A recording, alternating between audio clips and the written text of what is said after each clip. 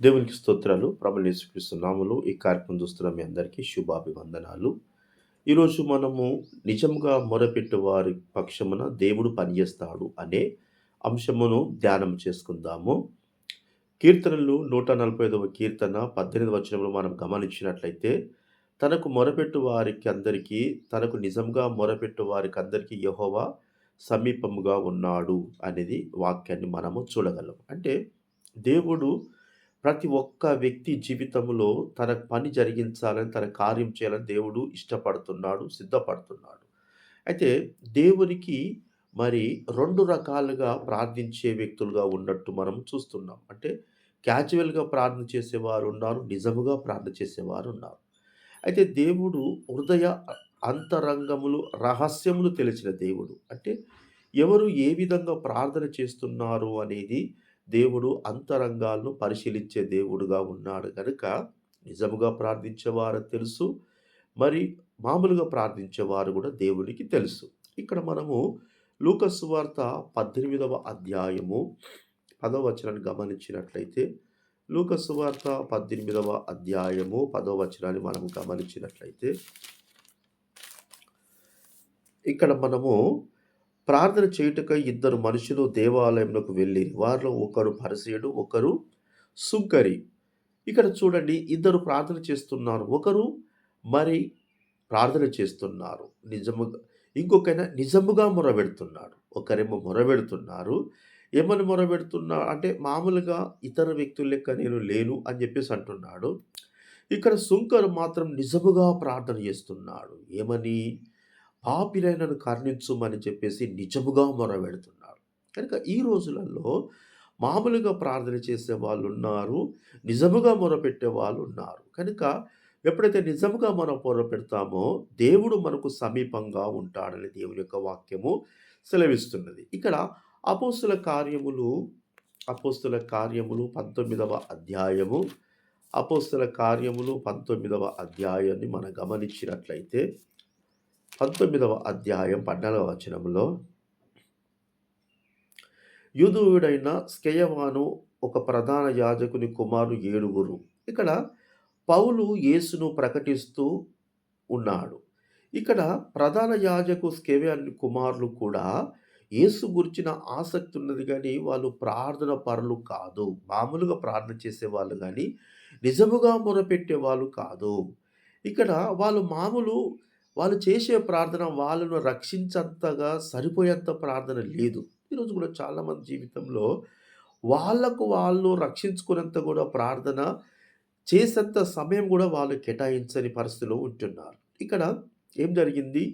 అందుకు ఆ దయ్యము, నేను యేసును ఎరుగుదును, పౌలును కూడా ఎరుగుదును అని అతని మీద మరి పడి అతన్ని లొంగదీసుకున్నదట దయ్యం. అంటే ఇక్కడ చూసినట్లయితే మరి ఇక్కడ 6వ వచనంలో, పౌలు వారి మీద చేతులుంచగా పరిశుద్ధాత్మ వారి మీదికి దిగి వచ్చెను. అంటే చూడు, ఈ స్కెయవాను అతని కుమారులేమో మామూలుగా ప్రేరణ చేసేవారు. ఇక్కడ పౌలు మాత్రము నిజముగా మొరపెట్టేవారు. నిజముగా మొరపెట్టే వారి పక్షమున దేవుడు ఎలా పనిచేస్తున్నాడంటే పరిశుద్ధాత్మే దిగి వచ్చిందట వాళ్ళందరి మీదికి.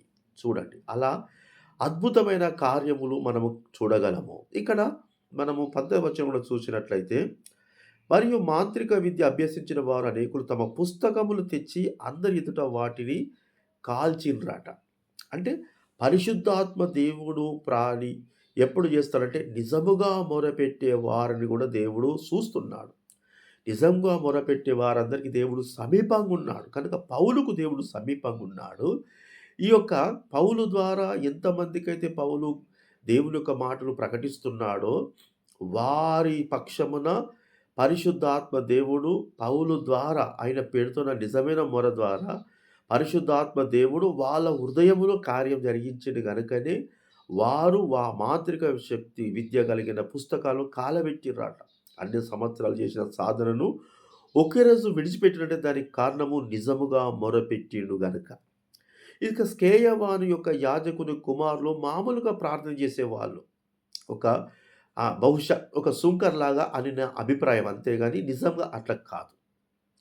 కనుక అంటే మామూలు ప్రార్థన సరిపోదు. నిజముగా మొరపెడితే దేవుని కార్యాన్ని మనము చూడగలము అని దీన్ని బట్టి మనకు నేర్చుకోగలుగుతాం. నిర్గమకాండములో మనము చూసినట్లయితే 14వ అధ్యాయములో కూడా నిర్గమకాండము 14వ అధ్యాయము నిర్గమకాండము 14వ అధ్యాయం 10వ వచనములో ఫరో సమీపించుండగా ఇశ్రాయేలు కన్నులెత్తి ఐగుప్తులు తమ వెనుక వచ్చుట చూసి మిక్కిలి భయపడి యెహోవాకు నిజముగా మొరపెడుతున్నారు. దేవునికి స్తోత్రాలు. అంతకు ముందేమో మామూలుగా మొరపెట్టారు. మామూలుగా మొరపెట్టినప్పుడు కూడా దేవుడు విన్నాడు. దేవుడు చూసిండు. దేవుడు మరి మోషే దగ్గరికొచ్చి మాట్లాడుతున్నాడు. ఏమని? మరియు యెహోవా ఇట్లని, నేను ఐగుప్తులో ఉన్న నా ప్రజల బాధ నిశ్చయముగా చూచితిని. అంటే అప్పుడు కూడా వాళ్ళు మొరపెట్టిర్రు. ఇప్పుడు నిజముగా మొరపెట్టిర్రు గనుక దేవుడు సమీపంగా ఉండి వీరి పక్షమున దేవుడు అద్భుతమైన పని జరిగించాడు. దేవునికి స్తోత్రాలు. అంటే దేవుని పని జరగాలి అంటే దేవుడు నిజముగా మొరపెట్టే వారికి దగ్గరగా ఉండి దేవుడే పని జరిగిస్తా అంటాడు. ఇక్కడ ఈ యొక్క ఇశ్రాయేలు పక్షంలో పని జరుగుతున్నప్పుడు ఆ యొక్క ఐగుప్తులే మాట్లాడుతున్నారు. 20వ వచనంలో ఏమంటున్నారు? యెహోవా వారి పక్షమున మనతో యుద్ధము చేయుచున్నాడు. చూడండి, దేవుడు యుద్ధం చేస్తున్నాడని వాళ్ళు చెప్తున్నారు. అంటే దేవుడు ఎప్పుడు యుద్ధం చేసిండు అంటే నిజముగా మొరపెట్టినప్పుడు. అంటే నిజముగా మొరపెడుతున్న వారికి సమీపంగా దగ్గర ఉండి దేవుడు పని జరిగించాలని ఇష్టపడుతున్నాడు. కనుక మనము నిజముగా మొరపెట్టే గుంపులో ఉండాలని దేవుని యొక్క వాక్యము స్పష్టంగా సెలవిస్తున్నది. మత్తయి సువార్త 9వ అధ్యాయము 18వ వచనాన్ని కూడా మనం గమనించినట్లయితే మత్తయి సువార్త 9వ అధ్యాయము మత్తయి సువార్త 9వ అధ్యాయము 18వ వచనాన్ని కూడా మనం గమనించినట్లయితే 9వ అధ్యాయము 18వ వచనము. ఇక్కడ ఆయన ఈ మాటలు వారితో చెప్పుచుండగా ఇదిగో ఒక అధికారి వచ్చి యాయిరు ఆయనకు మొక్కి, నా కుమార్తె ఇప్పుడే చనిపోయినది. అయినా నువ్వు వచ్చి నీ చెయ్యి ఆమె మీద ఉంచుము, ఆమె బ్రతుకుననెను. దేవునికి స్తోత్రం. అంటే నిజముగా మొరపెడుతున్నారు. అంటే దేవుడు మాత్రమే ఈ కార్యము చేయగలడు. చూస్తేనేమో వాళ్ళ పాప ఆల్రెడీ చనిపోయిందని కన్ఫర్మ్ అయింది. కానీ దేవుడు చేయగలడు.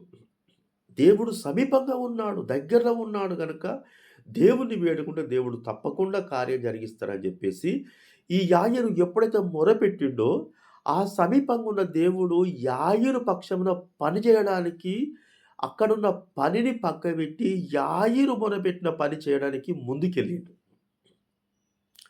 అప్పుడు ఏం జరిగింది? ఇ- అక్కడ యేసు లేచి వెంటనే వెళ్ళిండట. దేవునికి స్తోత్రం. అంటే సమీపంగా ఉన్నాడు.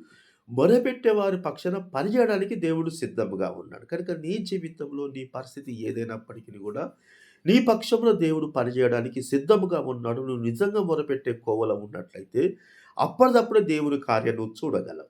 ఇంకొద్ది మాటలు ప్రభు మన వీటిలో దీవించునుగాక. ఆమేన్. Praise the lord to all. Thank you.